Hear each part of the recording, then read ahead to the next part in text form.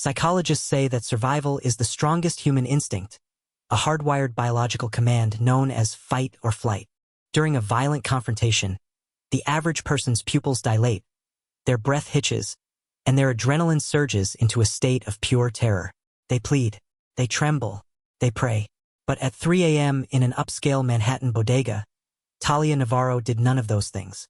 When a silver 9mm was pressed firmly against her temple, she didn't flinch. She didn't even blink. She simply looked at the digital clock on the register, adjusted the sleeve of her black zip-up jacket, and asked the gunman if he was really willing to catch a murder charge for $300 and a pack of menthols. It was the most unsettling display of indifference anyone had ever witnessed. And watching from the back of the store, standing motionless by the wine rack, was Nikolai Caruso, the one man dangerous enough to recognize that her lack of fear wasn't bravery. It was a weapon. The sterile, fluorescent lights of the shop hummed with a clinical buzz that usually made people feel exposed. For Talia, it was just the white noise of her existence. Outside, the city that never sleeps was a muffled roar of distant sirens and rain-slicked pavement. But inside, time had frozen. Talia stood with her arms crossed tightly over her chest, her brown hair falling in straight, neat lines past her shoulders, and her oval-shaped face set in a mask of marble. She wasn't looking at the gun. She was looking through it, staring into a middle distance that was far more terrifying than the man holding the weapon. Nikolai, dressed in a charcoal suit that cost more than the store's entire inventory, watched her intently. He saw the way her neutral lips didn't quiver and the way her defined brows remained steady. He had spent his life instilling fear in others, yet here was a woman who treated a death threat like a minor customer service inconvenience. In that moment, the Iron Lady was born, and Nikolai Caruso knew he wasn't leaving the store without her. The silence of the bodega was thick, broken only by the low hum of the refrigerated drink cases. Talia moved like a machine, her fingers tracing the edge of a stack of folded newspapers. Her life was measured in these small, repetitive movements. For 3 years, 3 a.m. had been her world. While the rest of New York City dreamed, Talia stood under the harsh white lights of the Manhattan bodega, counting minutes and quarters. Every dollar she earned felt heavy. It wasn't just money. It was a tiny chip carved away from her brother's mountain of debt. She could still remember the day Leo told her about the gambling losses.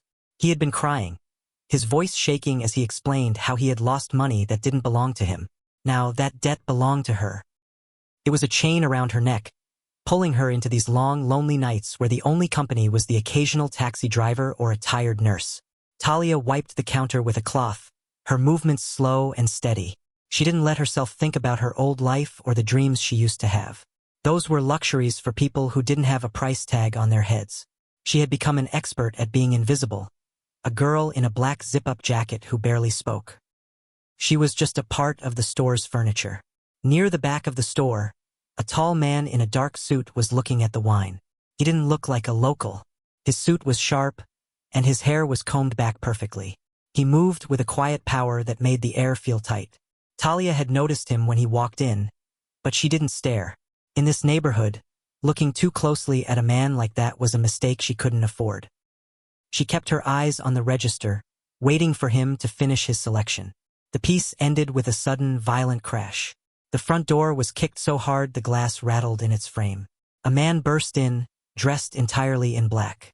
He wore a hooded sweatshirt pulled low and a mask that hid everything but the panicked, darting movement of his eyes. He didn't look like a professional. He looked desperate, his breathing loud and ragged in the quiet shop. "Don't move! Open the register!" The man screamed. He lunged toward the counter, his boots skidding on the polished floor. Talia didn't jump. She didn't even drop the cleaning cloth. She simply stopped wiping and looked at him. As the silver handgun rose and pressed against her temple, the metal felt strangely cold against her skin. It was a sharp, biting cold that should have made her blood run thin with fear. Instead, she felt a wave of exhaustion. She looked at the man's shaking hand, then up at the dark fabric of his mask. She could see the sweat beading around his eyes. He was terrified, and his terror made him dangerous. But Talia realized, with a startling clarity, that she wasn't afraid. She had spent so long worrying about the debt and the shadows following her brother that this moment felt simple. "The register only opens if I scan an item," she said. Her voice was flat, lacking any hint of a tremor. It was the voice of a person discussing the weather, not someone staring at a barrel of a gun. The gunman froze, his eyes widening behind the mask. He expected screams. He expected her to fall to her knees. This calm, steady response didn't fit his plan. I said, open it now. I'll do it. I'll pull the trigger. Talia crossed her arms over her chest, her posture straight and tall. She looked past the gun and directly into his eyes. You're shaking, she pointed out calmly. If you pull that trigger, the sound will bring every cop within 5 blocks. You're holding a silver 9mm that's worth more than the cash in this drawer. Is this really how you want your night to end? Behind the gunman, near the wine rack, Nikolai Caruso stood perfectly still. He didn't reach for a weapon. He didn't try to intervene. He simply watched the small, fair-skinned woman who was currently lecturing an armed robber on his life choices. He was a man who had seen everything, but he had never seen anyone look at death with such total boredom. He was more than surprised. He was shocked. In that small, brightly lit bodega, the power had shifted, and the girl behind the counter was the one holding all of it. The gunman's breath came in sharp, wet gasps. The barrel of the gun was still pressed against Talia's skin, but the weapon was no longer steady. It wobbled as his courage began to leak out of him. He looked at her, searching for the terror that usually fueled men like him, but he found only a wall of silence. Talia didn't beg for her life because, in her mind, she had already handed it over to the debt long ago. You think I'm joking? The man hissed, his voice cracking. I will blow your head off right here. Talia didn't move an inch. She didn't flinch at the spit flying from his mask. Instead, she leaned slightly forward, almost as if she were sharing a secret with a difficult customer. You could, she agreed, her voice soft and cool. But you've already made 3 mistakes. Your finger is too tight on the trigger, which means you'll pull to the left and miss anything vital. You didn't check the back of the store for witnesses. And most importantly, you're crying. The man's eyes darted down. He felt the moisture on his cheeks beneath the black cloth. He felt exposed, stripped bare by a girl who should have been shaking on the floor. His assertive stance began to crumble. The silver gun, which had looked so heavy and powerful under the bright lights just moments ago, now looked like a toy in his trembling hand. I just need the money, the boy whispered. He wasn't a monster anymore. He was just a kid in over his head. Then take the change from the tip jar and leave, Talia said. She pointed a calm finger toward the plastic bucket by the register. The register is timed. It won't open for another 4 minutes. The police will be here in 3. If you leave now, you're just a kid who had a bad night. If you stay, you're a ghost. The silence that followed was heavy. From the shadows near the wine rack, Nikolai Caruso watched the scene play out with a furrowed brow. He had spent his entire life studying people, learning how to break their spirits and bend them to his will. He knew the smell of fear better than anyone, but the woman in front of him smelled only of cheap soap and old coffee. She was dismantling the robber's mind without raising her voice. It was a masterclass in psychological dominance that Nikolai had never seen before. He watched the way the light hit her fair skin, making her look like a statue. She was slim and appeared fragile, but her posture was like iron. She wasn't fighting the gunman with her hands. She was fighting him with her lack of hope. Nikolai felt a strange pull toward her, a curiosity that bordered on obsession. He had come into the store for a bottle of wine, but he had found something far more valuable. A person who couldn't be broken because she was already shattered. The gunman looked at the tip jar, then at the door and finally back at Talia's empty, dark eyes. He couldn't handle the way she looked at him, like he didn't even exist. With a choked sob, he pulled the gun away from her head, spun around, and ran. The bell above the door gave a lonely jingle as he disappeared into the Manhattan rain. Talia didn't sigh with relief. She didn't collapse or burst into tears. She simply reached for the cleaning cloth she had set down and began to wipe the counter exactly where the robber's sweaty hand had rested. Nikolai stepped out of the shadows, his expensive shoes clicking softly on the floor. He stood behind her, his tall frame casting a long shadow over the counter. He waited for her to turn around, to acknowledge that she had almost died, or to at least show a spark of adrenaline. Talia finished wiping the spot, folded the cloth neatly, and finally looked up at him. The wine is $42, she said. her expression as neutral as if the last 5 minutes had never happened. "Would you like a bag?" Nikolai didn't look at the bottle in his hand. He looked into her oval-shaped face, searching for a crack in the armor. "You're a very strange woman, Talia Navarro," he said, his voice a low, dangerous rumble. "I'm just a cashier," she replied, her gaze moving back to the digital clock. "And your change is waiting." The rain didn't stop for 3 days. It drummed against the thin glass of Talia's apartment window in a rhythmic beat that matched the ticking of the clock on her wall. She sat at her small kitchen table, staring at a stack of yellow envelopes. Each one was a reminder of her brother's mistakes. The debt was no longer just a number. It was a monster that lived in the room with her, eating away at her sleep and her future. A sudden, heavy knock at the door made her flinch, the first time she had reacted to anything in years. Talia didn't ask who it was. She knew the landlord's knock, and she knew her brother's frantic tap. This was different. This was the knock of someone who owned the building and the street it stood on. When she opened the door, Nikolai Caruso was standing in the dim hallway. He looked even larger in the narrow space, his dark suit perfectly dry despite the storm outside. Behind him stood a man Talia recognized from the shop, Dario Esposito. Dario looked tense, his eyes darting around the peeling wallpaper of the hallway. But Nikolai was as still as a predator. "May I come in?" Nikolai asked. It wasn't really a question. Talia stepped back, allowing him to enter her tiny world. He walked into the center of the room, his presence making the ceiling feel lower and the walls feel closer.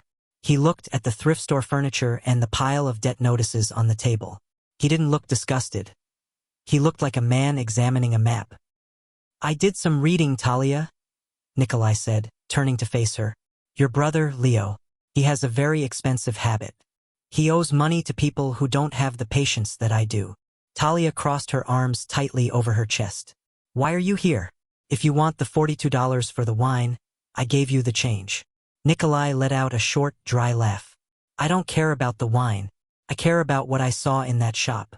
I saw a woman who looked at a gun and didn't see an end. She saw an amateur. You have a gift for seeing the truth when everyone else is blinded by fear." He reached into his jacket and pulled out a thick, black folder. He set it on the table, right on top of her brother's debt notices. "That folder contains every contract, every marker, and every cent your brother owes. I bought them all this morning. Your debt to the street is gone." Talia's heart thudded once, hard, against her ribs. She didn't feel happy. She felt the trap closing. "Nothing is free," she whispered. "What is the price?" Nikolai stepped closer, his dark eyes locking onto hers. The air between them felt like it was charged with electricity. "The price is you. I am opening a new vault at my casino, the Gilded Cage. I need a manager who cannot be scared, someone who sees the world in numbers and logic, someone who doesn't care about the people holding the guns." "You want me to work for the Mafia," Talia said. It wasn't a question. "I want you to work for me," Nikolai corrected. "In exchange, your brother lives. Your debt is erased.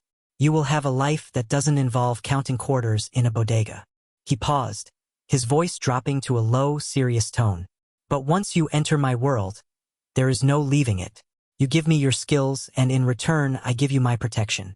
I am buying your time, your loyalty, and your soul." Talia looked at the black folder. She thought about the gunman's shaky hand and the cold metal of the 9mm. She thought about the endless nights under the fluorescent lights. Then she looked at Nikolai. He was a different kind of danger, one that offered a golden cage instead of a dark alley. She reached out and placed her hand on the folder. "When do I start?" Nikolai smiled, a slow, predatory expression that didn't reach his eyes. "Now, pack your things, Talia. The night shift is over." The transition from the bodega to the Gilded Cage felt like stepping into another dimension. 1 hour, Talia was surrounded by the smell of floor wax and stale bread. The next, she was breathing in expensive sandalwood and aged leather. The casino sat in the heart of the city, a massive building of dark stone and gold trim. When the heavy doors opened, the sound of the street died instantly, replaced by the soft, rhythmic clinking of silver coins and the low murmur of people playing for stakes that could buy a dozen bodegas. Nikolai led her through the main floor. Thousands of lights hung from the ceiling, reflecting off the polished marble floors like stars. People in tuxedos and silk dresses moved around the tables, their faces tight with the thrill of the game.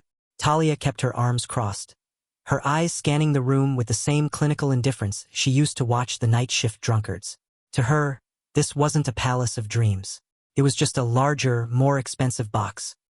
"This is your domain," Nikolai said, stopping in front of a massive steel door. He pressed his thumb against a glass scanner, and the door hissed open with a heavy, mechanical sigh. Inside was the vault, a room filled with screens, counting machines, and stacks of cash that reached the ceiling. It was silent and cold, the temperature kept low to protect the electronics. "Boss, you can't be serious." The voice came from the corner of the room. Dario Esposito stepped out of the shadows, looking at Talia with a smirk that was both mocking and annoyed. He was leaning against a desk, a gold watch glinting on his wrist. He looked at Talia's simple jacket and her plain, straight hair, and he let out a short, sharp laugh. "She's a cashier from a corner store, Nikolai," Dario said, shaking his head. "She probably can't even count to 1,000,000 without losing her place. This is the heart of the Caruso family. You're going to let a girl who sells cigarettes manage the vault?" Talia didn't look at Nikolai for help. She didn't even look angry. She walked past Dario, her heels clicking softly on the metal floor, and stood in front of the main monitor. She watched the rows of numbers scrolling across the screen for exactly 10 seconds. "The third column is off by $800, Talia said. Her voice was flat and steady, cutting through Dario's laughter like a knife. Dario stopped smiling. "What? That's impossible. The software is perfect." "The software is fine," Talia replied, finally turning to look at him. Her eyes were dark and hollow, showing no spark of emotion. "But the intake from table 4 was logged twice, and the payout for the high roller lounge hasn't been subtracted yet. You're over-reporting your daily cash on hand." Dario scrambled to the computer, his fingers flying across the keys. The room went silent except for the sound of his frantic typing. After a moment, he slumped back, his face turning a dark shade of red. She was right. Nikolai watched the exchange from the doorway, his arms folded. He didn't say anything, but the pride in his eyes was unmistakable. He had known she would be a shark in this ocean of gold. "She stays," Nikolai said, his voice a low warning. "She is the vault manager. That means she sees everything, Dario. If a single cent goes missing, she will be the one to find it. And if she finds it, I will be the one to deal with it." Dario looked at Talia again, but this time, the mockery was replaced by a cold, simmering dislike. He didn't see a girl anymore, he saw a threat. He straightened his suit jacket and walked toward the exit, pausing just long enough to lean toward her. "The bodega was safe, sweetheart," Dario whispered so only she could hear. "In here, people don't just point guns. They actually use them." Talia didn't blink. She didn't even acknowledge he had spoken. She simply turned back to the screens, her fingers already reaching for the keyboard. She had spent her whole life surviving.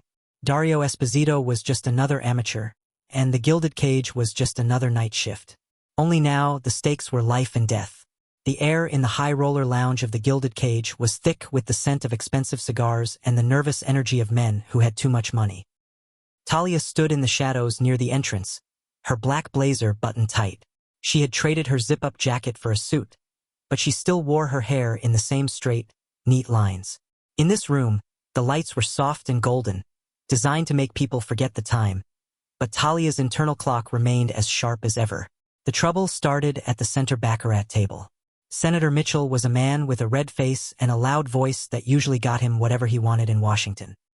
Tonight, however, the cards were not listening to his titles. He slammed his hand onto the green felt, making the crystal glasses rattle. "This is a fix," the senator roared. His tie was loose, and his eyes were bloodshot. He reached out and grabbed the wrist of the young dealer, a girl named Maya who couldn't have been older than 20. "You cheated me. I want my markers back, or I'll have this place shut down by sunrise." Maya turned pale, her hands shaking as she tried to pull away. The security guards moved forward, their hands drifting toward their jackets, but a small movement from Nikolai in the balcony stopped them. He wanted to see how his new manager handled the heat. Talia stepped out of the shadows. She didn't run and she didn't shout.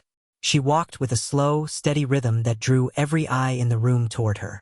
She looked like a shadow moving through a dream. When she reached the table, she didn't look at the senator's angry face. She looked at his hand, still gripping Maya's wrist. "Senator," Talia said. Her voice was low and as smooth as silk, but it had a chill that cut through the noise of the room. "You are hurting the staff. Please let go." "Who are you?" Mitchell spat, his grip tightening. "Get me Caruso. I don't talk to the help." Talia didn't flinch. She stepped into his personal space, standing so close that he had to tilt his head back to look at her. She didn't look angry. She looked like she was bored by his tantrum. "My name is Talia Navarro. I am the manager of this floor, and I am the person who is going to decide if you leave here in a car or an ambulance." The room went dead silent. Even the sound of the roulette will seem to fade away. The senator laughed, a harsh, jagged sound. "You're threatening me? Do you know who I am?" "I know exactly who you are," Talia whispered. She leaned in closer, her lips inches from his ear. "I also know that you arrived here in a car registered to a construction company that is currently under investigation for fraud. I know that the chips you just lost were bought with cash that wasn't on your tax returns. And I know that there is a camera directly above us that has recorded you assaulting a young woman."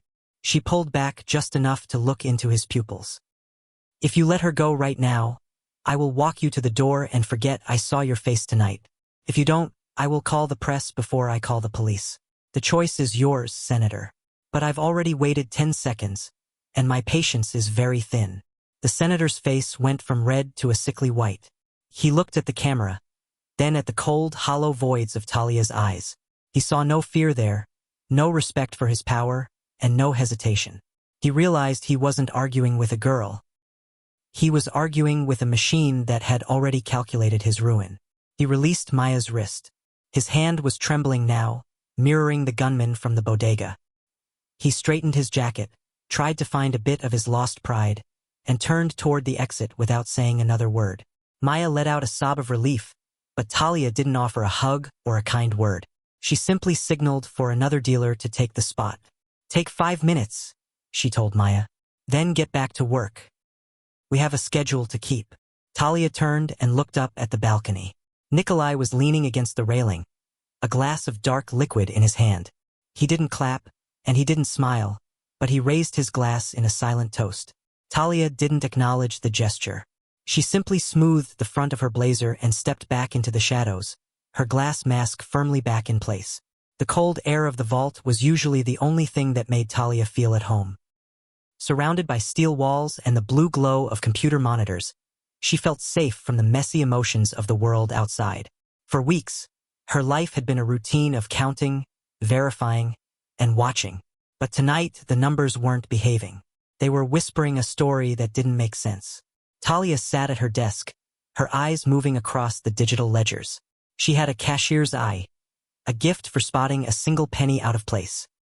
On the screen, the totals for the weekly intake looked perfect at first glance.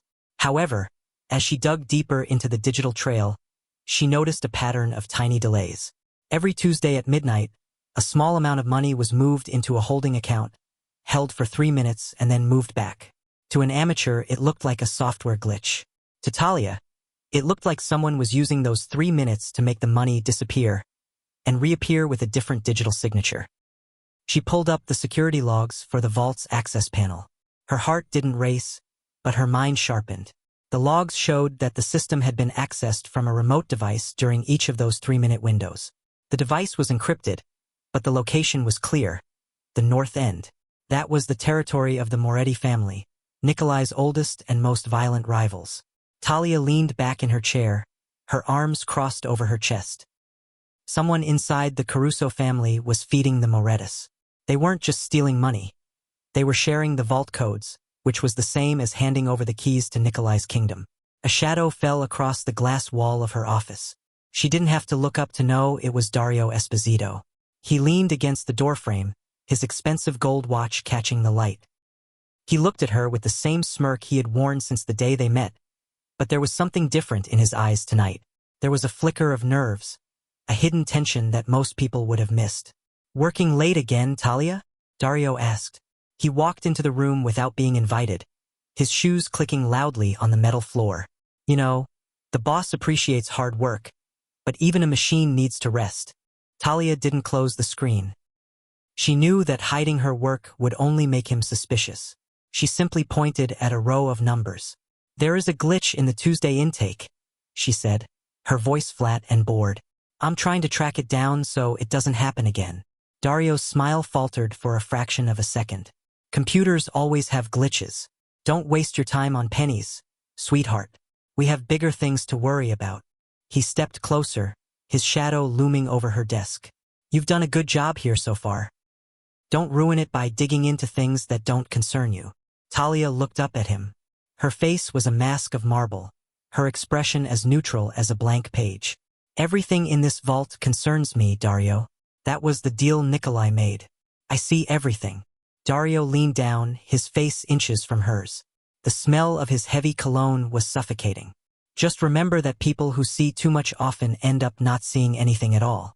The Morettas are a wolf at the door, Talia. You don't want to get caught in the middle of a war."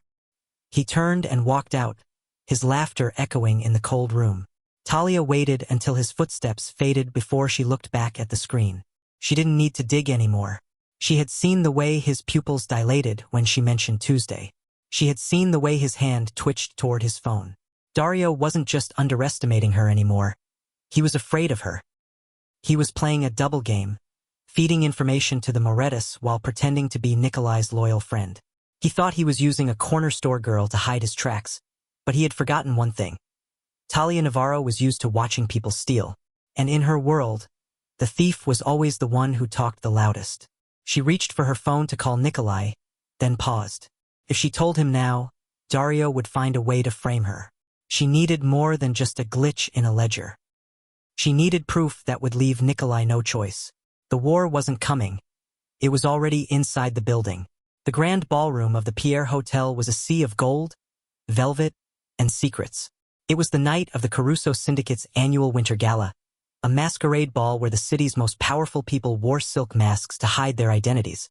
Talia stood on the edge of the dance floor, wearing a floor-length black dress and a simple silver mask that covered only the top half of her face.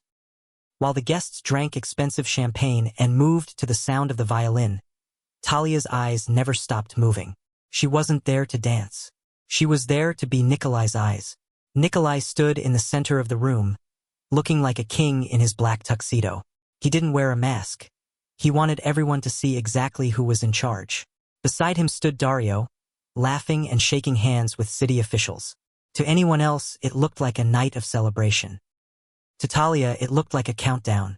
Since her discovery in the vault, Talia had been hyper-aware of every detail. She used her cashier's eye to scan the room, looking for the one thing that didn't fit. She didn't look at the faces. She looked at the hands, the shoes, and the way people moved.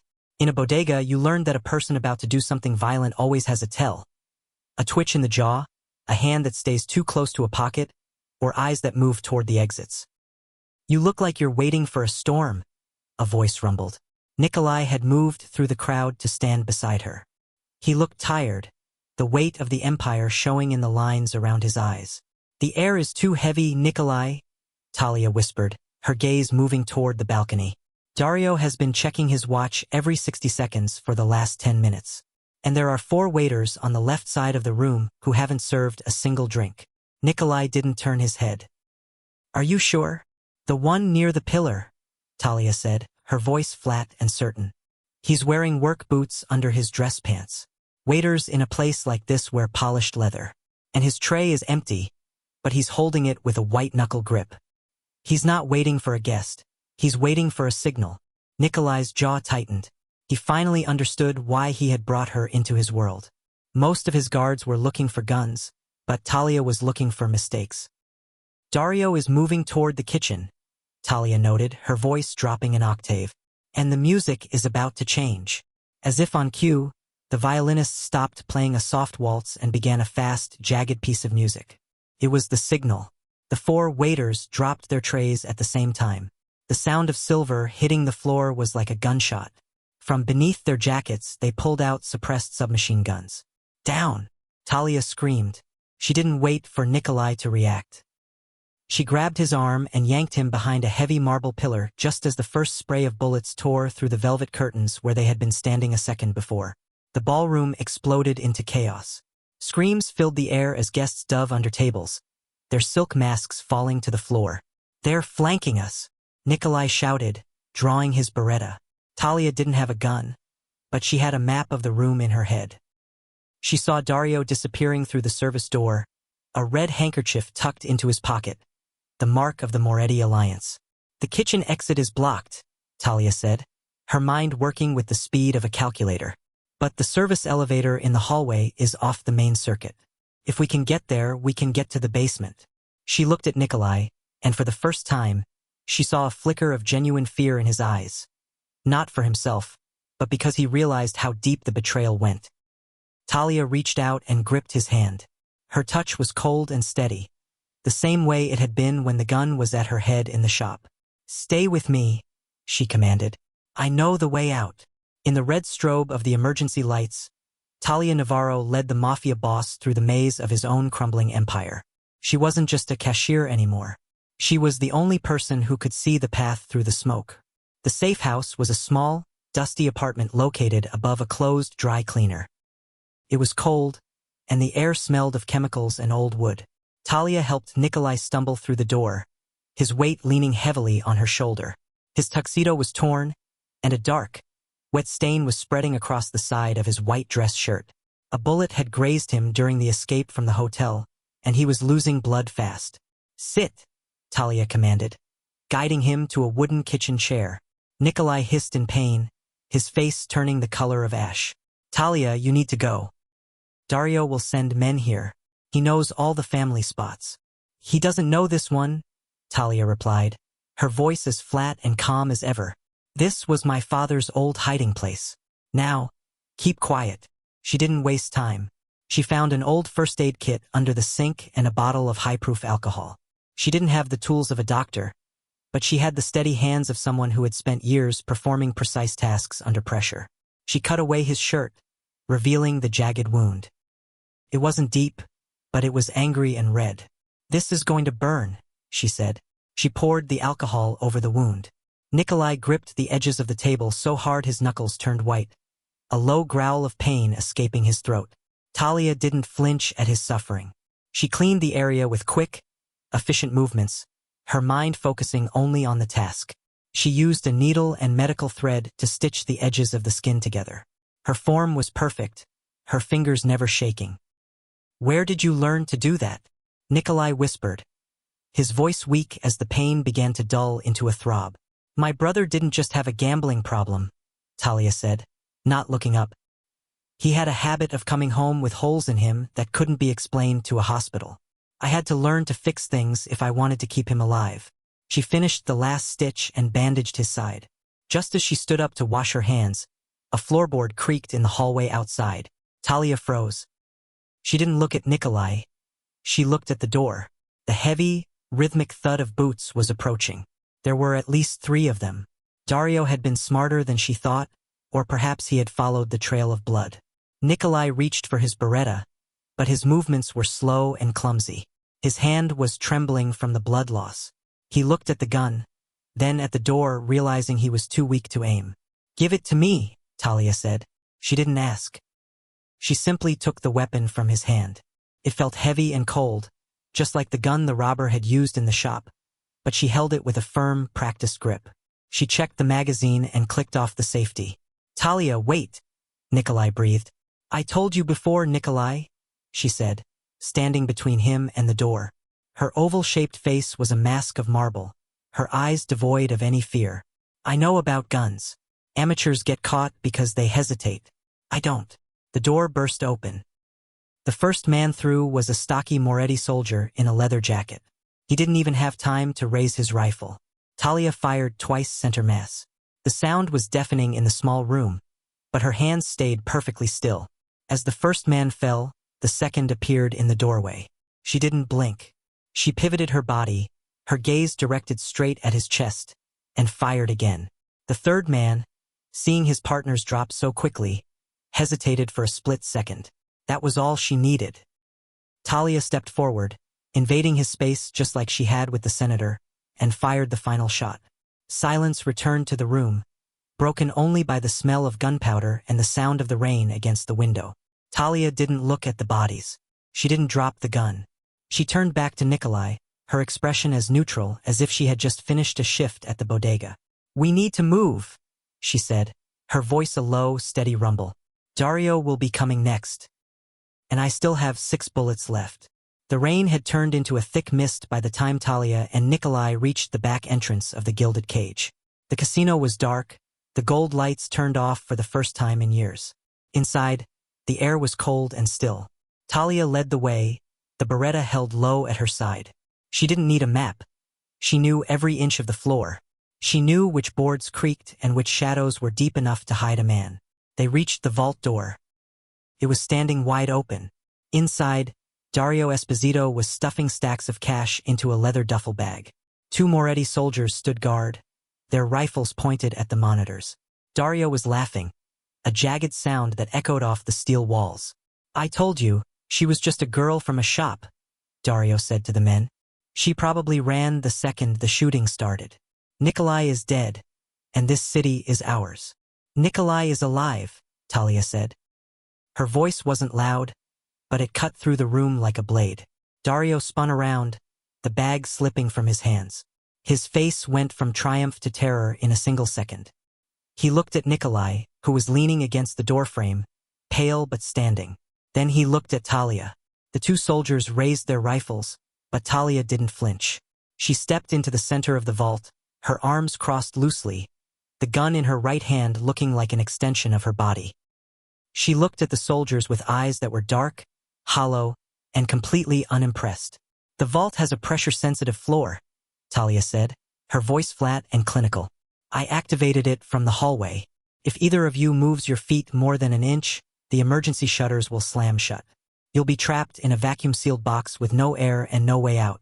Do you want to find out if I'm lying?" The soldiers froze. They looked at each other, then at the floor. In a world of guns and muscle, they didn't know how to fight a woman who spoke in math and logic. They saw the Iron Lady standing before them, her oval-shaped face set in a mask of marble, and they realized they were outmatched. "She's bluffing," Dario screamed, his voice high and desperate. "Shoot her. There is no pressure floor. Is it worth your life to check?" Talia asked the soldiers. She took a step forward, invading their personal space. She didn't look at their guns. She looked at their pupils. "I've seen men like you in the bodega at 3 a.m. You're amateurs. You're holding those rifles too tight because you're afraid. And fear makes people hesitate." The soldiers lowered their weapons. They slowly stepped away from Dario, putting their hands in the air. They chose the vacuum over the woman with the ice in her veins. Dario backed away until his shoulders hit the safe deposit boxes. He reached for a small pistol in his waistband, but Talia was faster. She didn't fire. She simply stepped forward and pressed the barrel of her gun against his forehead, exactly where the robber had held the gun to her weeks ago. "You betrayed the only man who trusted you," Talia whispered. Her voice was a low, dangerous rumble. "You thought I was a ghost, Dario. But ghosts are the only ones who aren't afraid of the dark." "Talia, please," Dario begged, tears blurring his eyes. "I can give you half. We can run this place together." Talia didn't answer with words. She looked at Nikolai, who gave a slow, final nod. Talia looked back at Dario, her neutral lips forming a thin line. She didn't feel anger and she didn't feel joy. She simply felt the weight of the judgment. "The debt is paid," she said. She pulled the trigger. As Dario slumped to the floor, Talia didn't sigh or turn away. She simply adjusted the cuff of her jacket and looked at the monitors. The room was silent once more. She turned to Nikolai, her expression as calm as a still lake. "The vault is secure," she noted. "We should start the morning count. We're behind schedule." In that moment, Nikolai realized he hadn't just found a manager or a partner.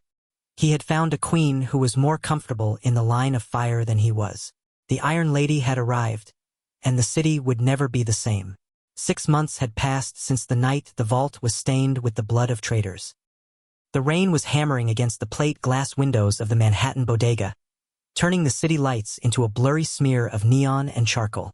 It was 3 a.m. on a Tuesday. Inside, The store looked exactly the same as it had on the night Talia's life changed forever. The fluorescent lights still hummed with that same irritating buzz, and the air still smelled of floor wax and stale coffee. The bell above the door gave a lonely jingle as it swung open. Talia walked in first. She was no longer wearing the fitted athletic jacket or the tired expression of a girl hiding from her own shadow. She wore a cream-colored wool coat that fit her perfectly, and her heels clicked with a steady, powerful rhythm on the linoleum floor. Her brown hair was still straight and neat, but her eyes were sharp and full of a cold, quiet light. Behind her walked Nikolai Caruso. He moved with a slight limp, a permanent reminder of the night in the hotel, but he stood as tall as ever. He scanned the room not as a customer, but as a man who now owned every brick and piece of glass in the building. The night shift clerk, a young man who looked as tired as Talia used to be, froze behind the counter. He looked at Nikolai's expensive suit and then at Talia's calm, oval-shaped face. We're closing soon," the boy stammered, his hands shaking. "We aren't here for groceries," Talia said. Her voice was a low, smooth rumble that carried the weight of the city. Nikolai stepped up to the counter and placed a heavy leather folder on the scratched Formica surface. "I bought the building this morning," he said simply, "and the one next to it. You can take the night off. You're on the Caruso payroll now." The clerk didn't ask questions. He grabbed his jacket and vanished into the rainy night, leaving the store to the two people who had turned its shadows into a throne. Talia walked behind the counter. She didn't look at the register or the tip jar. She reached into the cabinet underneath and pulled out a thick, dusty ledger. It was the book where the old owner had kept track of her brother's debt. Every cent, every interest payment, and every threat. For years, this book had been the cage that held her soul. She walked back to the center of the store, where Nikolai was waiting. He pulled a gold lighter from his pocket and flicked it open. The small flame danced in the reflection of the glass windows. "You don't have to be the girl behind the glass anymore, Talia," Nikolai said. He looked at her with a mixture of respect and something deeper, a devotion born from surviving the fire together. "In the gilded cage, and on these streets, you are my equal. The Iron Lady doesn't serve. She rules." Talia took the lighter from his hand. She didn't hesitate. She held the flame to the corner of the ledger. The paper caught quickly, the edges curling and turning black as the fire began to eat the names and the numbers. She dropped the burning book onto a metal tray on the floor. They stood together, watching the old life turn into ash. The smoke rose toward the ceiling, mixing with the hum of the lights. Talia didn't feel sad, and she didn't feel relieved. She felt a cold, clean power. She looked at Nikolai and saw the same shards of ice in his eyes that she carried in her own. "What now?" Nikolai asked as the last page crumbled. Talia looked out at the rain-slicked streets of Manhattan. She adjusted the cuff of her coat, her expression a mask of perfect, marble calm. "Now," she said, "we go back to the vault. We have work to do." They walked out of the store, the bell jingling one last time. The girl who didn't flinch was gone. In her place stood a woman who held the keys to the empire, standing side by side with the man who had been shocked by her coldness, but had ended up falling in love with it. The new order had begun.